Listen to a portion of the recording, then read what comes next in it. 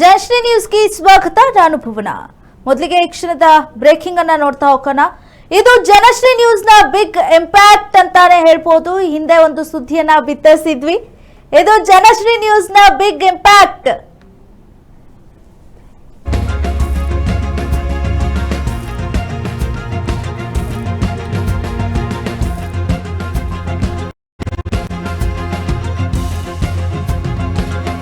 ಸಂಬರ್ಗಿ ಗ್ರಾಮ ಪಂಚಾಯತಿ ಮೇಲೆ ಹರಿದಂತ ಧ್ವಜ ಹಾರಾಟವಾಗ್ತಾ ಇತ್ತು.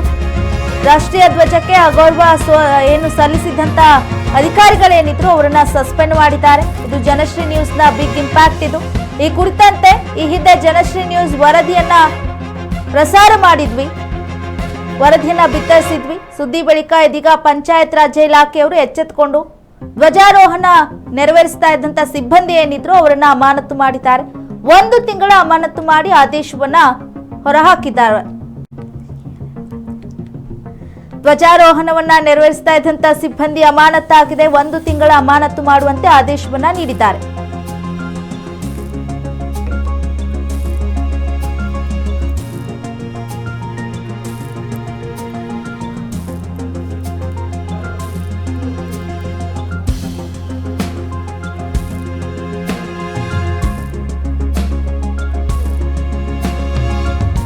ನೋಡ್ತಾ ಇರಬಹುದು, ಭ್ರಷ್ಟ ಅಧಿಕಾರಿಗಳ ಬೆನ್ನಿಗೆ ಸಚಿವೆ ನಿಂತಿದ್ದಾರ ಅನ್ನುವಂತ ಪ್ರಶ್ನೆ ಬರ್ತಾ ಇದೆ.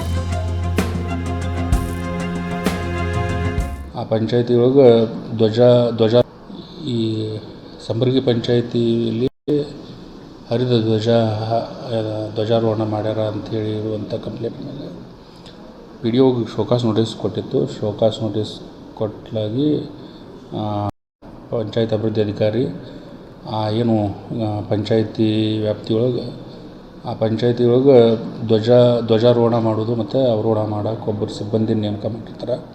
ಆ ಸಿಬ್ಬಂದಿ ಬೇಜವಾಬ್ದಾರಿತನದಿಂದ ಹರಿದ ಧ್ವಜ ಏರ್ಸ್ಯಾರ ಅಂಥೇಳಿ ವರದಿ ಮಾಡಿ ಅವ್ರನ್ನ ಸಸ್ಪೆಂಡ್ ಮಾಡ್ಯಾರ ಮತ್ತು ಅವ್ರದ್ದು ಸ್ಯಾಲ್ರಿನೂ ತಡೆ ಹಿಡಿದಾರ ಅಂಥೇಳಿ ವರದಿ ಮಾಡ್ಯಾರ. ಹಾಗಾಗಿ ಇದು ಏನು ಈ ಪ್ರಕರಣವನ್ನು ಈ ಸಸ್ಪೆಂಡ್ ಮಾಡೋದ್ರ ಮೂಲಕ ಇದು ಮಾಡಿದೆ. ಈ ಸಂಬರ್ಗಿ ಪಂಚಾಯತಿಯಲ್ಲಿ ಹರಿದ ಧ್ವಜಾರೋಹಣ ಮಾಡ್ಯಾರ ಅಂಥೇಳಿ ಇರುವಂಥ ಕಂಪ್ಲೇಂಟ್ ಮೇಲೆ ಪಿ ಡಿ ಒಗೆ ಶೋಕಾಸ್ ನೋಟಿಸ್ ಕೊಟ್ಟಿತ್ತು. ಶೋಕಾಸ್ ನೋಟಿಸ್ ಕೊಟ್ಟಾಗಿ ಪಂಚಾಯತ್ ಅಭಿವೃದ್ಧಿ ಅಧಿಕಾರಿ ಏನು ರಾಷ್ಟ್ರ ಧ್ವಜ ಅಂತ ಅಂದರೆ ಸಾಕಷ್ಟು ಅದರದೇ ಆದಂಥ ಗೌರವ ಇದೆ. ಅದಕ್ಕೆ ನಾವು ಎಲ್ಲರೂ ಕೂಡ ಎಷ್ಟು ಗೌರವವನ್ನು ಕೊಡ್ತೀವಿ. ಇನ್ನು ಹೀಗಿದ್ರೂ ಕೂಡ ಗ್ರಾಮ ಪಂಚಾಯಿತಿ ಇಲಾಖೆ ಮೇಲೆ ಹರಿದಂಥ ಧ್ವಜವನ್ನು ಹಾರಾಡಿಸಲಾಗ್ತಾ ಇತ್ತು.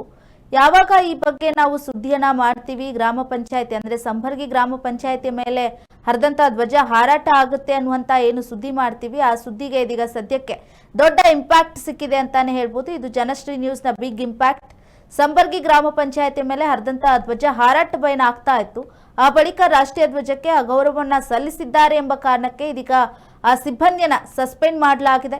ಈ ಕುರಿತಂತೆ ನಾವು ವರದಿಯನ್ನ ಬಿತ್ತರಿಸಿದ್ವಿ. ಸುದ್ದಿ ಬಳಿಕ ಇದೀಗ ಪಂಚಾಯತ್ ರಾಜ್ ಇಲಾಖೆ ಎಚ್ಚೆತ್ತುಕೊಂಡಿದೆ.